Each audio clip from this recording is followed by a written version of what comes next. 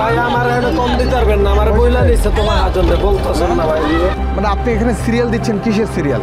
এখানে তাহলে সিরিয়ালটা দেখে কিসের সিরিয়াল লাগে সেটা বলেন। এটা কি শর্ট কল আর এটা লং কল?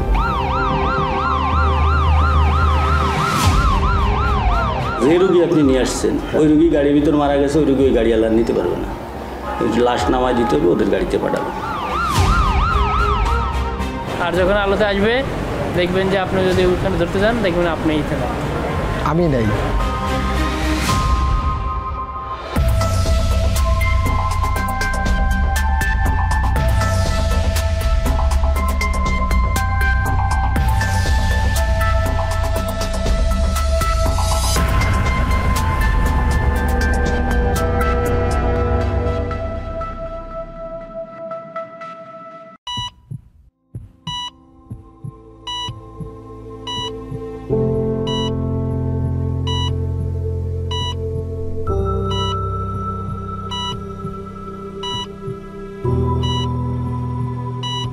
লাল নীল এই আলোর জীবনে মৃত্যু যেমন অনিবার্য, তেমনি অসুখ নিত্যদিনের সঙ্গী।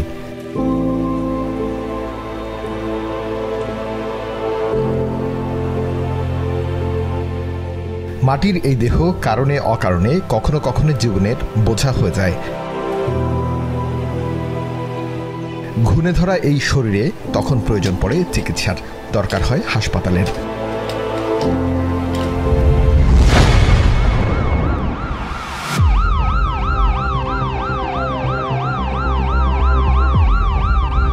জরুরি চিকিৎসার জন্য ঘুণে ধরা দেহকে হাসপাতালে নিতে প্রয়োজন পড়ে অ্যাম্বুলেন্সের, আর এই জরুরি প্রয়োজনকে ঘিরেই দেশে গড়ে উঠেছে সিন্ডিকেট। ঘটনার পেছনের ঘটনার বিশ্লেষণ করে টিম এখন সিদ্ধান্ত নেয় অ্যাম্বুলেন্স সিন্ডিকেটের মুখোশ উন্মোচন করার।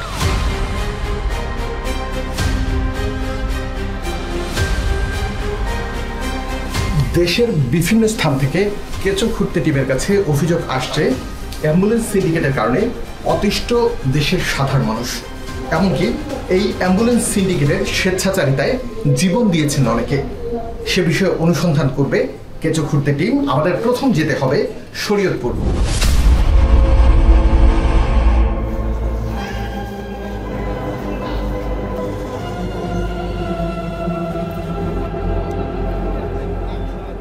শুরুটা এক নবজাতকের মৃত্যুর কারণ তদন্ত দিয়ে করতে চায় এখন টিভি।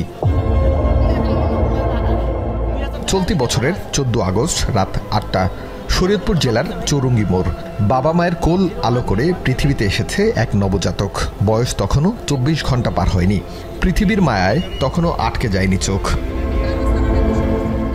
জন্মের পরই শিশুটির নিঃশ্বাসে সমস্যা। ডাক্তারের পরামর্শে নবজাতককে নিতে হবে ঢাকায়, প্রয়োজন অ্যাম্বুলেন্স। নিম্নবিত্ত পরিবারটির তখন টাকার প্রকট সমস্যা। এক ডাক্তারের সহায়তায় ঢাকা থেকে আসা অ্যাম্বুলেন্স ভাড়া করেই বাধে বিপত্তি।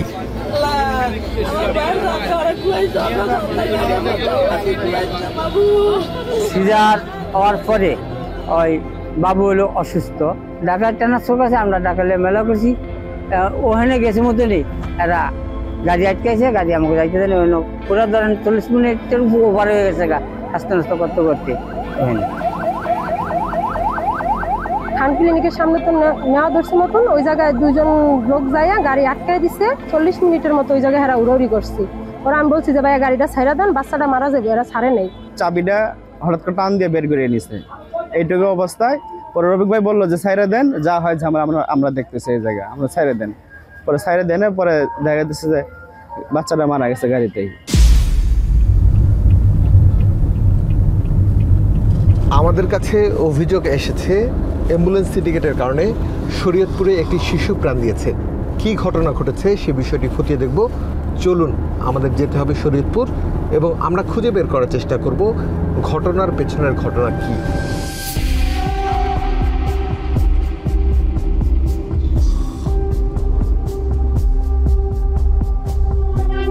জীবন দিয়ে নিম্নবিত্ত পরিবারটিকে উপজেলার সব মানুষের কাছে পরিচয় করিয়ে দিয়ে গেছে শিশুটি।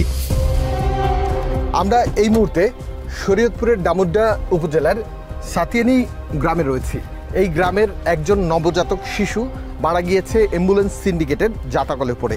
আমরা জানার চেষ্টা করব কি ঘটেছিল সেদিন এবং কেন এই নবজাতককে মৃত্যুর মুখে ঠেলে দেওয়া হয়েছিল। চলুন।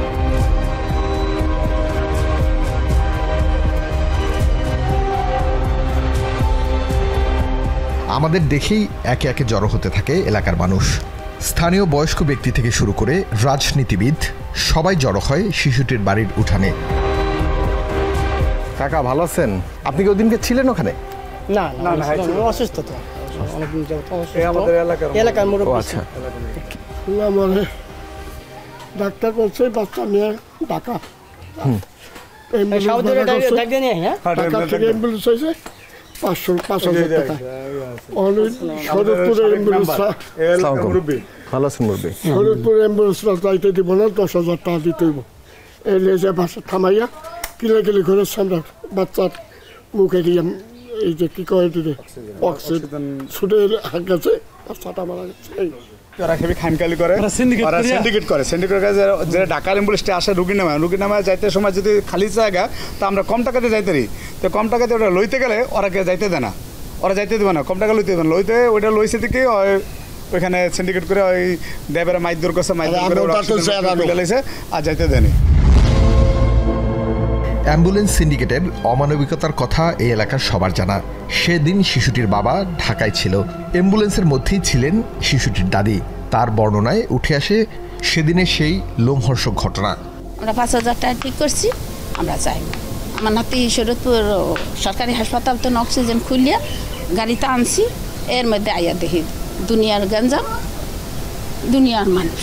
আমি কি হয়েছে কয় নিতে দিব না, 5,000 টাকা করছি, 12,000 টাকা 15,000 টাকার গাড়ি হয়ে গাড়ি 5,000 টাকা এই লয়ে গঞ্জাম লাগাই দিছে।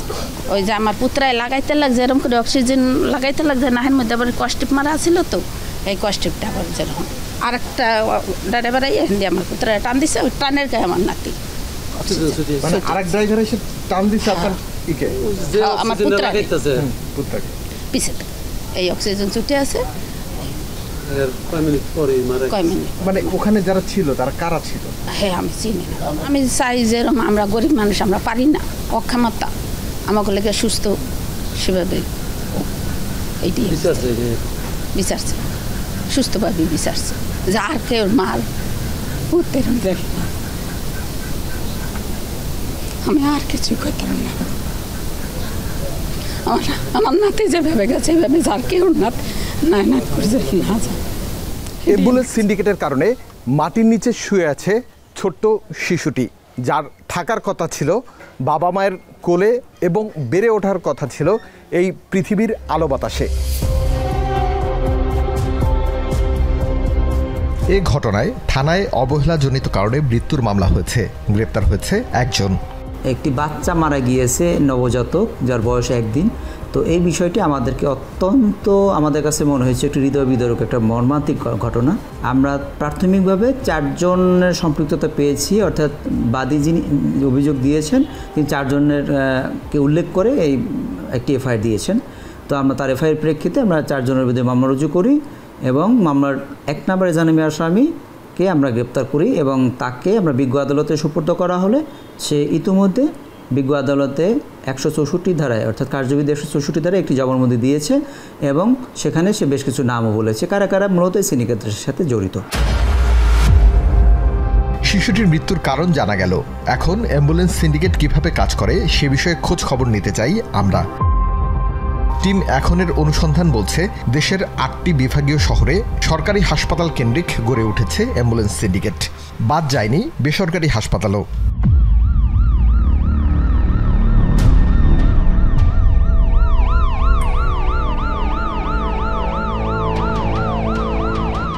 এখানে দলীয় মোড়কে মোড়ানো অ্যাম্বুলেন্স ব্যবসার সিন্ডিকেট। আগে যেখানে আওয়ামী লীগের স্থানীয় নেতাদের হাতে ছিল এই ব্যবসার নিয়ন্ত্রণ, এখন সময়ের ব্যবধানে ঠিক উল্টো, পরিবর্তন হয়েছে সিন্ডিকেট নিয়ন্ত্রকের নাম। এখানে কোনো সিন্ডিকেট নেই, কেউ অতিরিক্ত ভাড়া দিয়ে যায় না কোথাও। অ্যাম্বুলেন্স মালিক অথবা চালকদের সাথে কথা বললে এমনই মনে হবে। বাংলাদেশ অ্যাম্বুলেন্স মালিক কল্যাণ সমিতিতে যেতে চাই আমরা। আগে এখানে এই সংগঠনের নিয়ন্ত্রণ ছিল আওয়ামী লীগের হাতে, এখন বিএনপির রাজনীতির সাথে যুক্ত দবির হোসেন ও বাদল নিয়ন্ত্রণ করেন সব। আমরা যেতে চাই সেখানে। ফোন দিয়ে পাওয়া গেল না দবির হোসেনকে, তিনি বাড়িতে আছেন। কিছুক্ষণ পর দেখা পাওয়া গেল বাদলকে। শরীয়তপুরে একটা বাচ্চা ধন্যবাদ। আমি আপনাকে এই যে কথাটা বলছেন না, এই জিনিসটা আমি ব্যাখ্যা দিচ্ছি। এটা কারা করেছে? এটা হলো গিয়া আপনার ওই যে ক্লিনিকের দালাল আর মাইক্রোন। আমি যদি রুগীগুলোকে বলতো যে আমারটাই যেতে হবে, নেবেন না কেন, ওইটা হয় সিন্ডিকেট। অ্যাম্বুলেন্সে এই ধরনের কোনো নেই। আমাদের বাংলাদেশে গাড়ি আছে এখন 9000+। অ্যাম্বুলেন্স 9000+। বেসরকারি আর সরকারি আছে কত? সরকারি কত 2000, 1500 হবে। সরকারি 1500। সরকারি অ্যাম্বুলেন্স তো মানুষ পায় না, পায় না। তারা কি করে? তারা বেসরকারি অ্যাম্বুলেন্স নিয়ে যায়। না না, সরকারি অ্যাম্বুলেন্সগুলো কই? ঢাকা মেডিকেল আছে, ওই সেটা আছে, ওই সেটা আছে। গাড়ি তো 5টা। ঢাকা মেডিকেল মাত্র 5টা না 7টা বা 10টা এরকম গাড়ি হবে। প্রতিদিন চাহিদা কত? মানে প্রতিদিন চাহিদা 100 মিনিমাম 100। আরও ওভার। আমি আপনাকে মিনিমামটা বললাম, আরও ওভার। অ্যাম্বুলেন্স মালিক সমিতির এই অফিসে এসে মনে হবে দেশে অ্যাম্বুলেন্স সিন্ডিকেট বলে কিছু নেই। তাহলে কারা করছে সাধারণ মানুষকে জিম্মি? দালাল ভিত্তিতে যদি একটা ক্লায়েন্ট আসে, দালালকে তো একটা মুনাফা দিতে হয়, সেটাতে সে কম পাচ্ছে না। আজকে আমার এই অফিসে আসুক, আমার এদের কোনো দালাল নেই।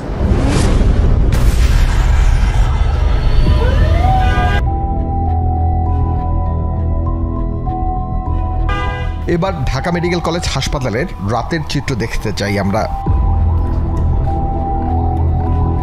টিম এখন পরিচয় গোপন করে রোগীর স্বজন সেজে কথা বলতে চায় অ্যাম্বুলেন্স ড্রাইভারদের সঙ্গে।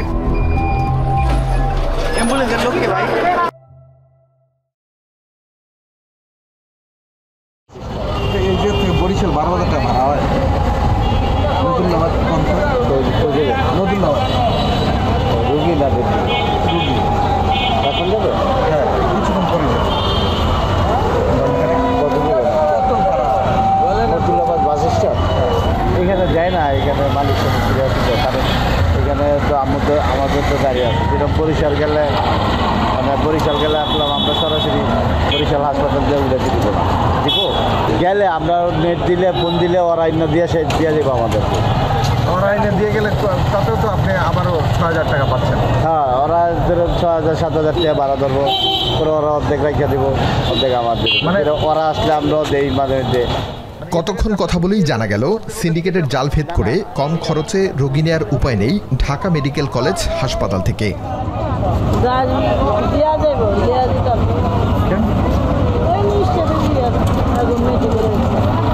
সবই স্টাফদের গাড়ি, অধিকাংশ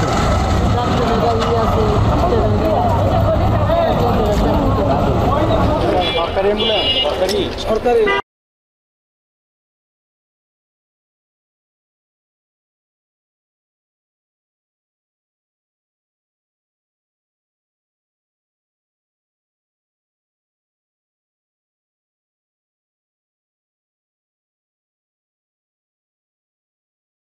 আমরা আরেকটু খতিয়ে দেখতে চাই ঘটনার পেছনের ঘটনা। এবার একটি অ্যাম্বুলেন্স যেতে চায় আমাদের সাথে, তবে শর্ত রোগীকে বাইরে নিয়ে আসতে হবে। ঢাকা মেডিকেলে আপনি একটু ঢাকা মেডিকেল ওনার যদি গাড়ি লাগে, আমার গাড়ি নেবে, তা ঢাকা মেডিকেলে আপনি একটু ম্যানেজ করে দেন। হ্যাঁ,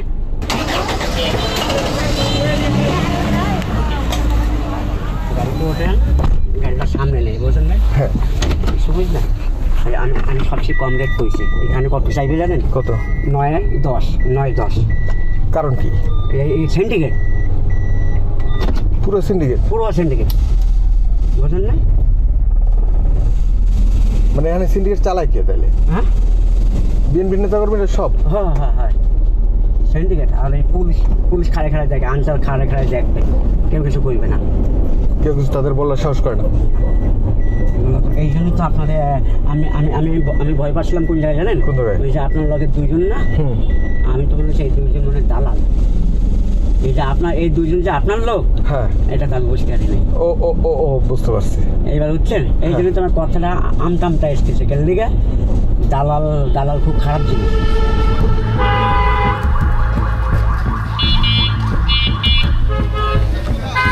ঢাকা মেডিকেলের এমার্জেন্সির সামনে একটু চোখ বোলাতেই দেখা মেলে দালাল চক্রের দৌরাত্ম্য। রেট নির্ধারণ করা সবার কাছেই।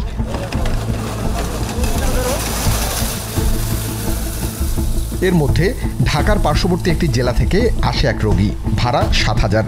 রোগীর স্বজনরা একটু কম দিতে চাইলেও রক্ষে হলো না, নির্ধারিত দামই দিতে হলো তাদের।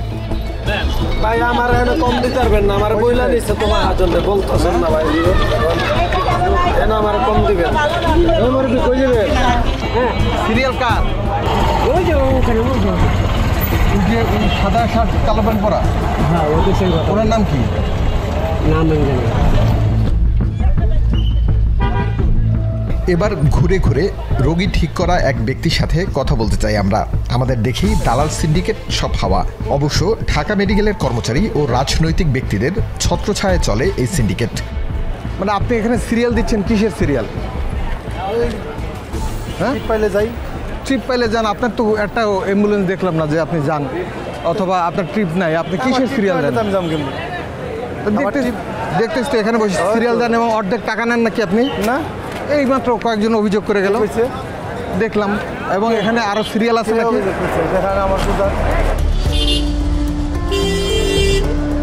এবার এক অ্যাম্বুলেন্স ড্রাইভারকে ধমকাতে দেখা গেল এক লোককে।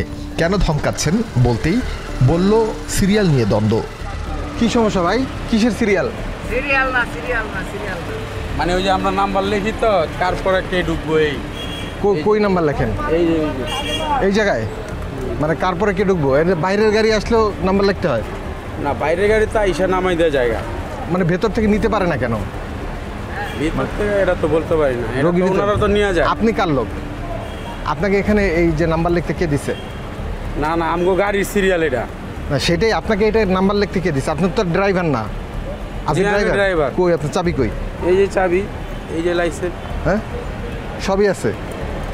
তাহলে এখানে হলে যে কিসের নাম্বার লেখেন? মানে আমগো এখানকার গাড়ি যে একটার পর একটা বাইর হয় না, ওইটাই। কই দেখি কি কি নাম্বার লেখছেন, কার গাড়ি? এর পরে এই যে সিরিয়াল বাই সিরিয়াল নাম্বার। কি সিরিয়াল বাই?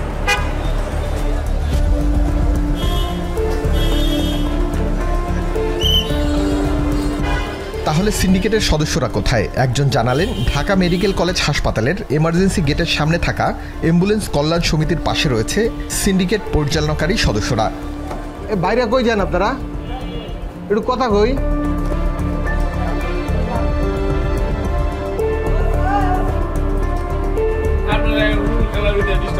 ভাইয়া আপনার কি আছে? গাড়ি আছে? হ্যাঁ বড় ভাই, বড় ভাই, না রাত বিরাতের লুডো খেলতেছেন, এটা ভালো। হাসপাতাল ঢুকে না না, খেলেন খেলেন, আপনারা লুডো খেলেন। লুডো খেলায় ঝামেলা করে ফেলছি। লুডো খেলায় খুব বিরক্ত হয়ে গেছেন ভাই। ভাই আমরা তো অ্যাম্বুলেন্সের সিন্ডিকেট আছে ভাই, এখানে কোনো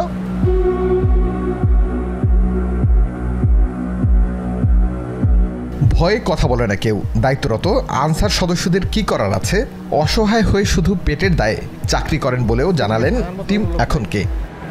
যেখানে দেবেন সেখানে দেখবেন যে সমস্যা, আর যেখানে আপনার তথ্য দেখবেন সেখানে দেখবেন ওই লোকের বিপদ বেশি। আমার একটা ভাই সমুদ্রে আছি, এরা এরকম বাড়াই, সবাই একদম বাড়া, একটু কমে যাওয়া যাবে। এরা যেটা আছে এর পিছনে তো একজন লোক আছে অবশ্যই। এটা কে? এটা আসলে খুঁজে পাওয়া বড়। এরা অন্ধকারে আছে, এরা অন্ধকারে আছে, আলোতে আসে না, এই রাতের অন্ধকারের মতো। রাতের অন্ধকারের মতো এদের তো আলোতে টানতে হবে। আলোতে কেমনি আনবেন আপনি? এটা তো খুঁজে বের করলে আলোতে চলে আসবে। আর যখন আলোতে আসবে দেখবেন যে আপনি যদি ওখানে ধরতে যান দেখবেন আপনিই থাকেন। আমি নেই, আমিই নেই, আপনি দেখলাম আমিই নেই, আপনিই নেই, এইটাই কিসের অবস্থা। না তারপরও কেউ ধরবে না, কেউ ধরবে না। এখন দায় সারা চাকরি করতেছে, বেতন নেওয়ার জন্য। ফ্যামিলি আছে, চাকরি করতেছি, আপনার মূলত নিজের জীবনের জন্য না, যে আমার পেট চালানোর জন্য, এটার জন্য না, নিজের ফ্যামিলি, বাবা মা ভাই বোন স্ত্রী সন্তান আছে, তাদের পেট চালানোর জন্য চাকরি করতেছে দায় সারা। ঢাকা মেডিকেল কলেজের কয়েক মাস আগের একটি হিসেব বলছে প্রতিদিন 10,000-এর বেশি রোগীকে চিকিৎসা দেওয়া হয় এই হাসপাতালে।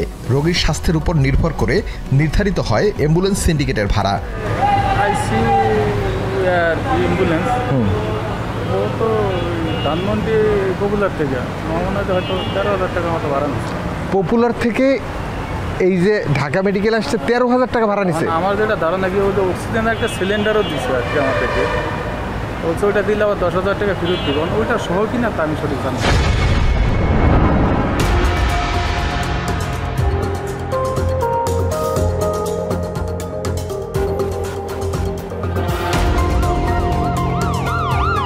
এবার আমাদের গন্তব্য রাজধানীর অন্য সরকারি হাসপাতালে। অভিযোগ রয়েছে এক শীর্ষ সন্ত্রাসীর নিয়ন্ত্রণে চলে শেরেবাংলা ও আগারগাঁওয়ের সরকারি হাসপাতালের অ্যাম্বুলেন্স সিন্ডিকেট, যদিও তারা থাকেন ধরাছোঁয়ার বাইরে।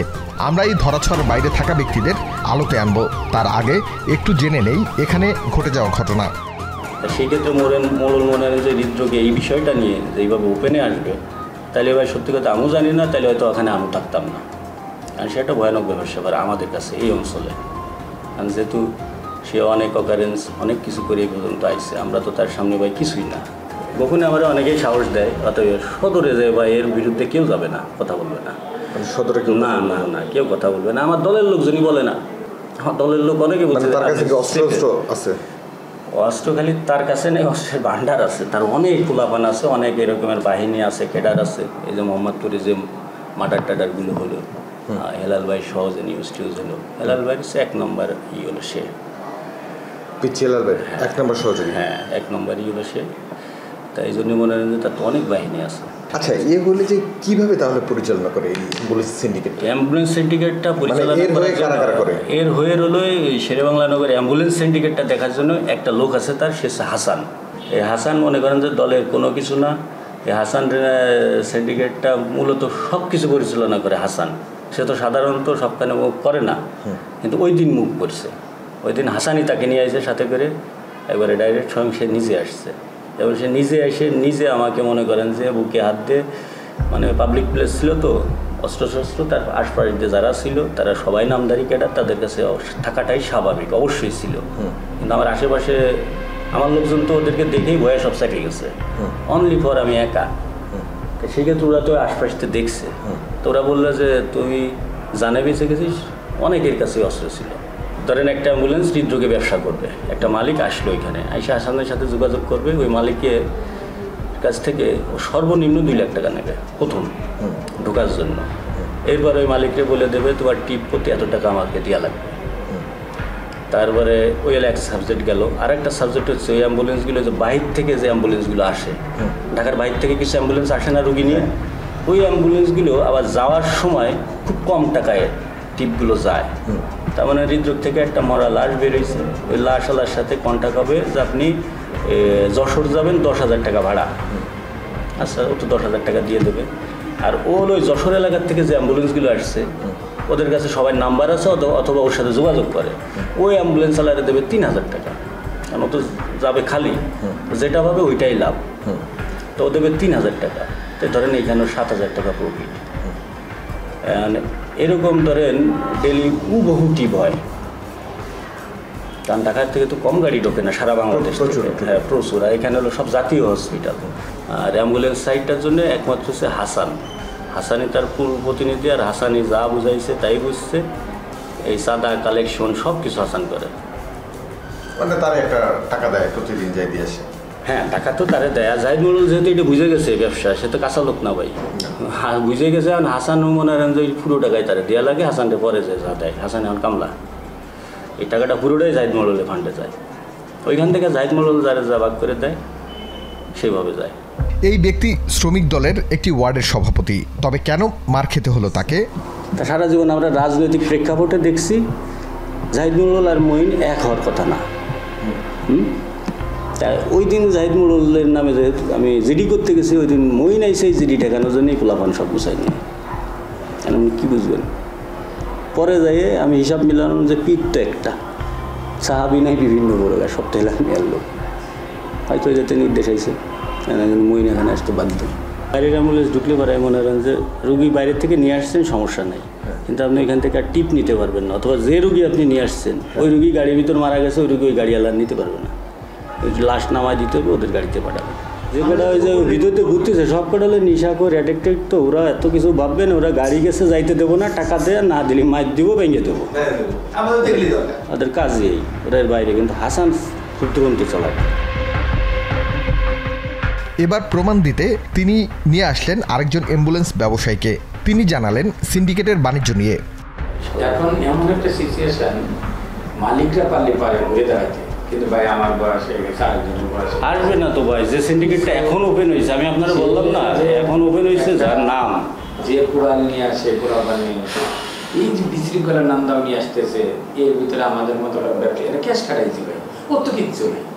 2 বিয়ে দিচ্ছে, 2 বউ আছে, বউ কয়টা? 2 বউ আছে, আর আছে এইগুলো সব, তাছাড়া তো ওরা কিছু টাকা সব নেই না। আমার তো একটা গাড়ি আমি বর্তমান 30 লক্ষ টাকা দাম, নামাতে 33-34 লাখ টাকা লাগে। আমি ওর ফাইট করতে যাবো নাকি ফিল্ডে? আমার কথা 10% কমিশন কে নিব? শৃঙ্খলা দিয়ে এখানে স্টাফে মারছে আচ্ছা, ওরকম একটা জিডি কর, আমি অনেক সিস্টেম আরে ভাই করবে না তো। আমার গাড়ি 10% কমিশন আছে, আমার কোনো খবর নেই, যে ওই জায়গায় আসি নেই পার্কিংয়ে। আমি মাস শেষে ভাই এই কয়টা আছে এই টাকা প্রত্যেক দিনের থেকে ফেলে দিয়েছি কমিশন, কারণ আমি তো অন্য জায়গায় রেন্টি কারাগারে দিই, আর এখান তারা শৃঙ্খলার মতো চলছে আমার গাড়ি, শান্তি দিচ্ছে না। আর এত টাকা দিলেও ঠিক দিচ্ছে না, ও গায়ে হাত তুলতে ছেড়ে করতে চলে করতে, তাকে এত চাহিদা ছিল না, এদের যেমন চাহিদা। এর প্রত্যেক মাসের 7-8 লাখ টাকা দরকার, আর তাকে ছিল শৃঙ্খলার যা আছে তাই। দলীয় পোলাপান এখান থেকে কোনো সুযোগ না না না, দলীয় কেউ নাই, কিন্তু সবার আশা ছিল, যে হয়তো সুযোগ সুবিধা একদিন পাবে।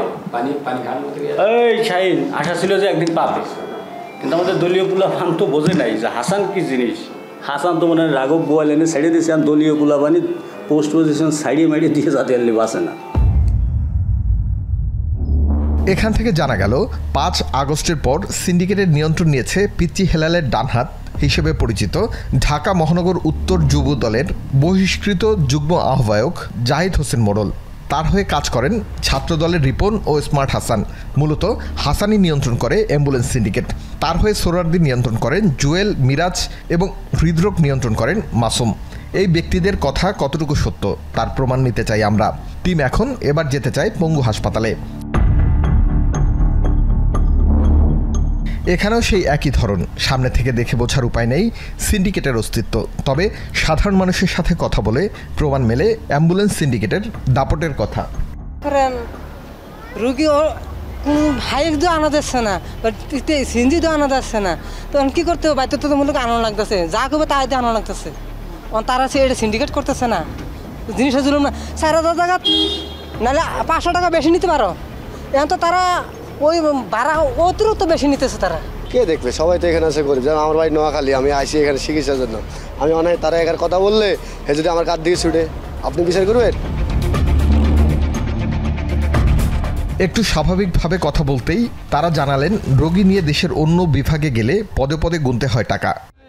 আপনারা বিভিন্ন জায়গা থেকে পারেন আনতে? পারি না। হ্যাঁ, পারি না। কেন পারেন না? কারণ এইটা আপনার অধিকার না। আপনার হাসপাতালে যেমন একজন এসে নিয়ে যায়, আপনারা তো অন্য জায়গা থেকে রোগী নিয়ে আসতে পারার কথা। এই যেমন মালিক সাহেব, তার তো 2 টাকা লাভ হইতে পারতো, তাই না? এটা পারেন আপনারা অন্য জায়গায় যায়? না না, অন্য জায়গায় না। কোন কোন জায়গায় দেয় না? সারা বাংলাদেশ 64 জেলা হিসাব করতে, কোন কোন জেলা কমো? সারা বাংলাদেশ বলতে কিছু কিছু হাসপাতাল আছে, চট্টগ্রাম হাসপাতাল, রাজশাহী মেডিকেল, বরিশাল মেডিকেল, তারপরে আপনার রংপুর মেডিকেল, এইসব হাসপাতাল থেকে আর নিয়ে আসতে পারবেন না।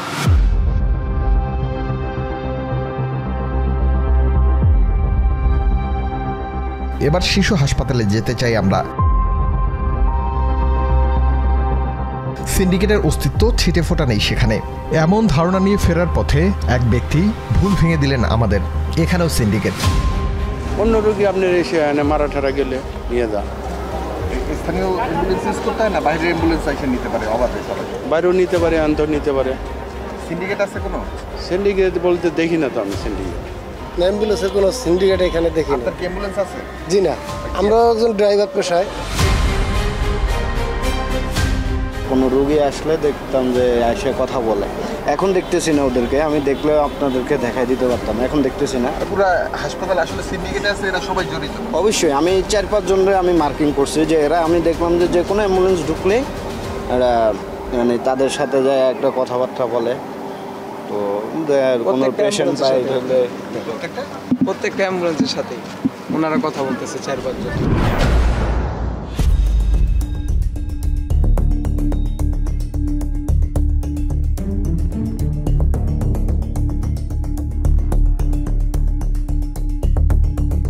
এখান থেকে তথ্য পাই নতুন এক ভুক্তভোগীর। হাইকোর্টের রায় থাকার পরও তারা নাকি নিয়ন্ত্রণ নিতে পারছেন না অ্যাম্বুলেন্সের পার্কিং ব্যবসার। আমরা দেখা করতে চাই সদ্য পদ হারানো স্বেচ্ছাসেবক দলের নেতা জনির সাথে। কেন পদ হারাতে হলো তাকে? আমি সকালবেলা ঘুমের চিটা দিকে আমি পরিষ্কার, পরে এই যে আমি যে মহানগরের সভাপতি যে দেখেন মেসেজ দিচ্ছি যে ভাই এই যে ওনার এই সব কিছু দিয়েছে, আসসালাম ভাই আমাদের প্রতিষ্ঠান আমরা উদ্ধার করতে গেলাম, আমি এই ঘটনাস্থলে ছিলাম না, ওদের লোকজন অস্ত্র নিয়ে গিয়ে আমাদের প্রতিষ্ঠান দখল করতে চাইছে, ওদের বিরুদ্ধে কিছু না করে আমার বিরুদ্ধে করা হলো।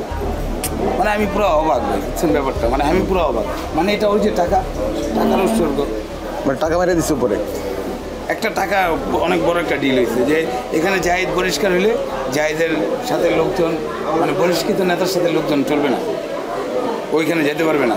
মানে আমার একটু স্তব্ধ করে দিয়েছে। ম্যাডামের যখন পুরো ফুল অসুস্থ, বিদেশ প্রেরণ করার জন্য প্রেস ক্লাবে যখন আপনার হয়, তখন তো মানুষ যাওয়ার সাহস পায় না। আর আমার মতো ছেলে বুকের ভিতরে নামলেই খাইয়া করছে, আমার আঙ্গুলের নখ উঠায় ফেলছে মোহাম্মদপুর থানার পুলিশ, আমার বুকের ভিতরে পাড়াইছে খালি যে এই জায়গায় নামলে আবার মানে টাকার কাছে আপনার এতদিনের রাজনীতি হারিয়ে গেল। 5 আগস্টের আগে ও পরে দলের জন্য সর্বোচ্চ অবদানের পরও ছাড় পায়নি সে। সিন্ডিকেটের কাছে হার মেনে ঘরকুনো হয়েছেন আগেই, পাশে দাঁড়ায়নি দলও। টেন্ডার পাইছেন 2017 সালে, আপনার লিগাল কাগজ ছিল। হ্যাঁ, তারপরে এটা নিয়ে আমরা বুঝতে পারছি যে একটা ঝামেলা হইবে, সাথে সাথে আমরা কোর্টে এটা নিয়ে একটা মামলা করে দিচ্ছি। কোর্টে থেকে যে আমাদের যে 2024 সালে মানে নির্বাচনের আগে আমাদেরকে একটা রায় দিয়ে দেয়। প্রতিনিয়ত মনে করেন আমার ড্রাইভার যা আছে, আমাদের যারা মানে ওইখানে ফিক্সড যারা আমাদের যে অ্যাম্বুলেন্সগুলো, তাদেরকে প্রতিনিয়ত মনে করেন কি জানেন মেরে ফেলার হুমকি দেয়। অস্ত্র দেখামো নিয়ে গেছে, অস্ত্র নিয়ে ডাইরেক্ট ঠেকা দেয়। তো পার ডে কত ট্রিপ হয়, আর ওদের কত হয় অবৈধভাবে? প্রায় এখন পার ডে 40টা ট্রিপ হয়। পার ডে 40টা ট্রিপে আপনি 5,000 টাকা করে, তারপর 2 লাখ টাকা, 2 লাখ প্লাস এক জায়গার থেকে। মানে এটা খালি সরকার রেজিস্ট্রেশন থেকে। হ্যাঁ, আপনি যে খাতাও আছে ওটা সব মেনটেন করে। এবার আমাদের সাথে যোগাযোগ করলো আরেক অ্যাম্বুলেন্স ব্যবসায়ী। সিন্ডিকেটের দাপটে এখন বিদেশের পথ ধরার চিন্তা তার মাথায়। এরা কি কেউ ওইদিকে আপনার কোটি কোটি সন্তানরা সরকারি হাসপাতালে যাইব? সব তো গরিব আর মধ্যবিত্তরাই যাইব। এরা জায়গা জমি বিক্রি করে চিকিৎসা করে, সব চিকিৎসা করে যখন মারা যায় শেষ পর্যায়ে আসে অ্যাম্বুলেন্সের কাছে। 12,000 টাকা একটা গাড়ি বরিশাল পাঠায়। এখন ওরা কি করলো, আমাদের এখানকার গাড়ি না দিয়ে আমাদের এখান থেকে আমাদের গাড়ি দিলে ওরা ভ্যাট পাইব কত, 1200 টাকা সর্বোচ্চ। জীবিত মানুষ তো বিক্রি করে শুনছেন, এখন লাশও বিক্রি করে। কীভাবে বিক্রি করে, ওরা ওই গাড়ির সাথে বলে তোরা আমরা 5,000 টাকা দিতেছি, তুই গাড়ি লিয়ে যা, আমি খালি যাইব। ও 5,000 টাকা বললো, 5,000 লাখ, ও মালিকরে দিব 2500, ও নিব 2500। ঠিক আছে, তাহলে এখন ও কি করবো, এই 5,000 টাকা নিয়ে চলে যাবো। আর মাঝখান দিয়ে কে 7,000 টাকা কি নিল, ওরা নিল। ওই জায়গায় গেলে মনে করেন আজকে আপনি 10 জন লইয়া যাবেন, কথার কথা থামানোর লেগে এই জায়গায় কেউ চাঁদাবাজি করতে হবে না। পোলাপানরা ধরে মেরে পিটিয়ে বাগাই দিবেন, কথার কথা ঠিক 2 ঘন্টা পর দেখবেন 30-35 জন না 50-60 জন পোলাপান লইয়া যাইব। সবগুলোর হাতে চাবাড়ি অস্ত্র, অথচ একটা আর্মি ক্যাম্প কিন্তু হাসপাতালের লগে। একটা হাসপাতাল এরিয়া, বাংলাদেশে একটা হাসপাতাল এরিয়া নিরাপত্তা নাই। আর নিরাপত্তা পাইবেন কি আপনি সারাটা জীবন নিরাপত্তা ছাড়া একটা কূপ খেয়ে গেছেন চিকিৎসা করানোর লেগে, বিনা কারণে একটা কূপ খেয়ে গেছেন বা একটা অ্যাক্সিডেন্ট হয়েছেন চিকিৎসা করার লেগে, মানে এই জায়গায় দেখেন যে ডাক্তারের লগে একটু চাঁদাবাজ বয়ে দিচ্ছে। আপনারা থাপ্পড় দিছিল কেন, কি হয়েছিল ঘটনা একটু বললেন? ভাই ঘটনা হইলো কি, আমি ঘটনা কিছুই জানি না। প্রথম তো এক পুরো বাইশা হাসানের গ্রুপে বাইকে দিল, বুঝছেন, সব কিছু বাইর করে দিয়েছে। দেওয়ার পরে আমি আসছি স্ট্যান্ডে, আসার পরে ড্রাইভার আজকে সামনে অফিসের সামনে ছিল। যাওয়ার পরেই এর মধ্যে মনে করেন যে হাসানের গ্রুপ আবার আসবে, আইসা যখন গেল আবার আইসা, আসার পরে আইসা মনে করেন হাসান আইসা ভিতরে ঢুকেই মনে করেন সুজন আছে না, মানে সুজনকে থাপড় দিছে আর গালি দিয়ে আবার আমার থাপড় দেয় বেশি ইয়া করে, পাকনামি সুজন বেশি আমার থাপড় বুঝলেন। স্যার আমি আসতে করে আমি দেখলাম যে সিচুয়েশন খারাপ, পরে আমি আস্তে করে বাইরে গেছি, না বাইরে করতে আমার মাছ ভালো লাগে লাভ মানে বিক্রি করলে পুরা টাকা নেই আপনি পুরা মানে গাছের ফল না খাবেন কেন পুরা গাছ সবাই খেয়াল করবেন। কিভাবে এটা একটু বুঝাই বলেন তো। মানে ধরেন একটা বরিশাল থেকে একটা গাড়ি আসছে বুঝছেন, বরিশাল থেকে একটা গাড়ি আসছে ভিত্তি গাড়ি, ওই গাড়িটারে একটা বরিশালে কল হয়েছে, হওয়ার পরে ওই গাড়িওয়ালারা মনে করেন ভাড়া করলো 10,000 টাকা, ধরার পরে ওই গাড়িওয়ালারা 4,000 টাকা দিয়ে 6,000 টাকা পকেটে যায়।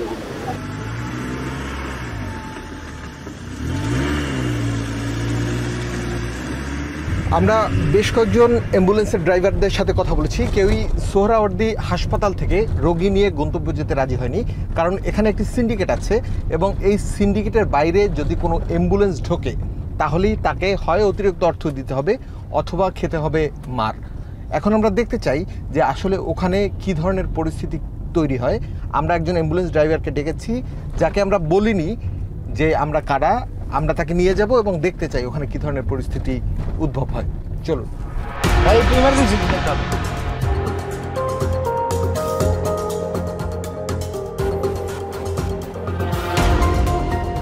এত এত অভিযোগ আমরা খতিয়ে দেখতে চাই, প্রয়োজন একটা অ্যাম্বুলেন্সের। ওখানে ঝামেলা করে যে অ্যাম্বুলেন্সের যারা আছে আসলে এক একজনের এক একটা ইনকাম, তো এক জায়গার গাড়ি আরেক জায়গা থেকে উড়ে গেলে অনেক ঝামেলা করে। এই জন্য একটু মাহাজনের সাথে কথা বলে নিই, আমি ওখানে থেকে আমার গায়ে হাত তুলছে মাইর খেয়েছি এখানে। আমরা ভাড়া করা একটি অ্যাম্বুলেন্স নিয়ে যেতে চাই সোহরাওয়ার্দী হাসপাতালে। আমাদের দেখে আগেই সন্দেহ করে বসে সিন্ডিকেট সদস্যরা, ভেতরে রোগী না থাকায় হতাশ হতে হয় আমাদের। পরে হৃদরোগ হাসপাতালে রোগী নিয়ে গেলেও সিন্ডিকেট সদস্যরা সামনে আসেনি। দ্বিধায় পড়ে যাই আমরা, এইসব ব্যক্তির বিরুদ্ধে আসা অভিযোগ আসলেই সত্য নাকি কেউ বিপদে ফেলার জন্য এই নামগুলো ব্যবহার করেছে। এই খবর নিতে পরের দিন আবারও যাই হৃদরোগ হাসপাতালে।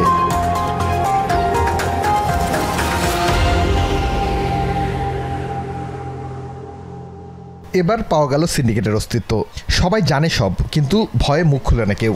আমি এখানকার আনসার কমান্ডার, নিরাপত্তার দায়িত্বে আছি। এখানে যে আপনি লাইভ করতেছেন এটা আমার দ্বারা কি হঠাৎ করে আমি এনে আসলাম আর আপনি লাইভ করতেছেন, কি ব্যাপারে? মানে এই যে অ্যাম্বুলেন্স সিন্ডিকেট আছে কিনা আপনার তো দায়িত্ব থাকার কথা। জি, এখানে কোনো অ্যাম্বুলেন্সের সিন্ডিকেট আপাতত নাই আমার জানা মতে। আপনারা তো আইন শৃঙ্খলা নিরাপত্তার দায়িত্ব, জি জি, তাই না? জি, এটা দায়িত্ব তো আপনার উপরে পড়ে। জি, যেহেতু কমান্ডার। না, এখানে কোনো অ্যাম্বুলেন্সের কোনো সিন্ডিকেট বর্তমানে নাই আমার জানা মতে। হাসান ভাইকে চেনেন আপনি? হাসান ভাইয়ের নাম শুনেছি। হাসান ভাইয়ের নাম কিভাবে শুনেছি তাই বলতেছেন নাকি? হ্যাঁ হ্যাঁ। না না, ওই ব্যাপারে ওনাকে তো আমি চিনি না। পরে খবর পাই রীতিমতো অফিস খুলে কার্যক্রম পরিচালনা করছে সিন্ডিকেট সদস্যরা। সেখানে যেতে হবে আমাদের। টিনের একটি ছোট ঘরে বসেই দিচ্ছে অ্যাম্বুলেন্সের সিরিয়াল। ঢাকার বাইরে যাওয়া অ্যাম্বুলেন্সকে লং কল ও ঢাকার মধ্যে যাওয়া অ্যাম্বুলেন্সকে শর্ট কল বলে ডাকে তারা। এটা কি শর্ট কল আর এটা লং কল? লং কলে মানে 3000 কি কোথায় ভাড়া? এটা নিয়ন্ত্রণ কার হাতে এখন এখানকার? মানে হাসান ভাই স্ট্যান্ড চালাচ্ছে এটা। কয় টাকা করে দেওয়া লাগে হাসান ভাইরে? তা জানি না আমরা ড্রাইভার আমরাই। আপনারা কয় টাকা দেন? তাহলে আপনি জান যে কয় টাকা দেন? আমরা বেতন নিই। এটা হলো যেমন 71 ঢাকা মেডিকেল। ও, এটা গাড়ি নাম্বার। এটা হলো আমাদের গাড়ি। আর এই কি ভাড়া 8000? এটা হলো ভাড়া। এটা কালকে যে ইয়াতে গেছে, পাবনা গেছে 8000। আর এই 3700 সেটা দেন না, ওটা আমি তখন কি দিছি। এই 3300 তো এটা দেন না। তো এটা আমি যখন গেছি না তখন এটা আমার পর গেছে। আর এইগুলা ভাড়া মারছে। এখানে এসে পাওয়া গেল হাসানের নাম। তিনি নাকি সিন্ডিকেট চালান। কেউ বাধা দিলেই ছুটে আসে হাসানের ক্যাডার বাহিনী।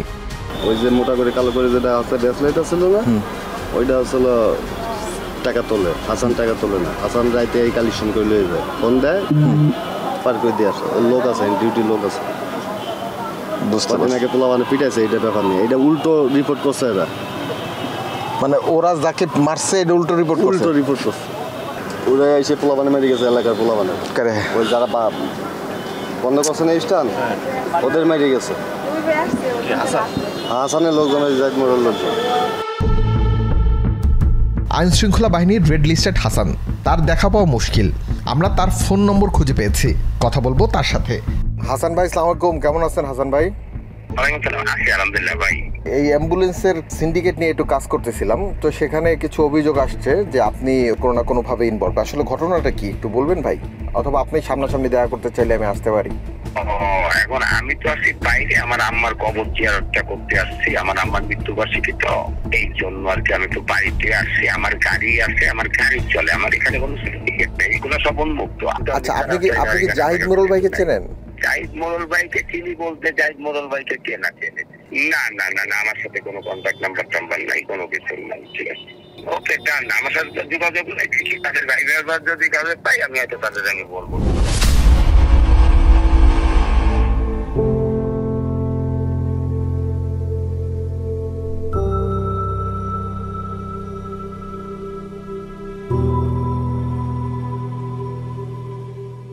দেশে সরকারি ও বেসরকারি অ্যাম্বুলেন্সের সংখ্যার হিসেব নিতে বিভিন্ন হাসপাতালে ভর্তি ও রিলিজ হিসেব করে দেখা যায় প্রতিদিন সরকারি বেসরকারি হাসপাতালে প্রায় 1 লাখ মানুষ চিকিৎসা সেবা নিতে আসে। এদের মধ্যে গুরুতর অসুস্থ রোগীর সংখ্যা 8 থেকে 10,000। অ্যাম্বুলেন্স প্রতি 3,000 টাকা সিন্ডিকেটের পকেটে গেলে দিনে টাকার পরিমাণ দাঁড়ায় 2,40 লাখ। বছরে এই টাকার পরিমাণ প্রায় 900 কোটি।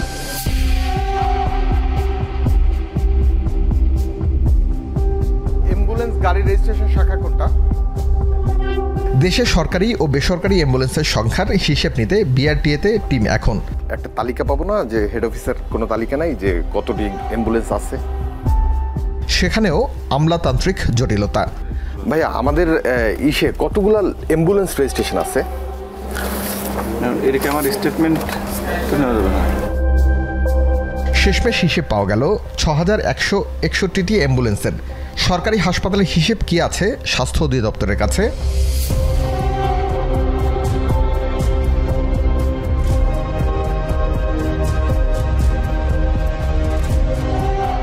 কয়েক টেবিল ঘুরে পাওয়া গেল না হিসেব। সার্ভার জটিলতার কারণে পরে হিসেব জানানো হবে বলে জানিয়েছে কর্তৃপক্ষ। আমরা বেসরকারিটার হিসেব পেয়েছি, বিআরটিএ বলছে 6,161টা। এটা তো মনে করেন যে তাদের কাছে অ্যাম্বুলেন্স হিসাবে রেজিস্টার্ড। হ্যাঁ, এর চেয়ে অন্তত কয়েক গুণ আছে যেগুলোর মধ্যে অ্যাম্বুলেন্স হিসাবে রেজিস্টার্ড না, সাধারণ মাইক্রোবাস হিসাবে registered, converted into private ambulance. কারণ এটা তো অ্যাম্বুলেন্স হিসাবে কনভার্ট হতে হলে কিছু শর্ত আছে, এটা সাধারণ রেজিস্ট্রেশনের বাইরে, ওটার ফির সিস্টেম। আপনি পেরিফেরিতে যাবেন, এই ঢাকার বাইরে যে জেলাগুলোতে আছে, আপনি সরকারি অ্যাম্বুলেন্সের বাইরে বেসরকারিভাবে রেজিস্টার্ড অ্যাম্বুলেন্স খুব কম হবে, বাট অ্যাম্বুলেন্স ইজ দেয়ার।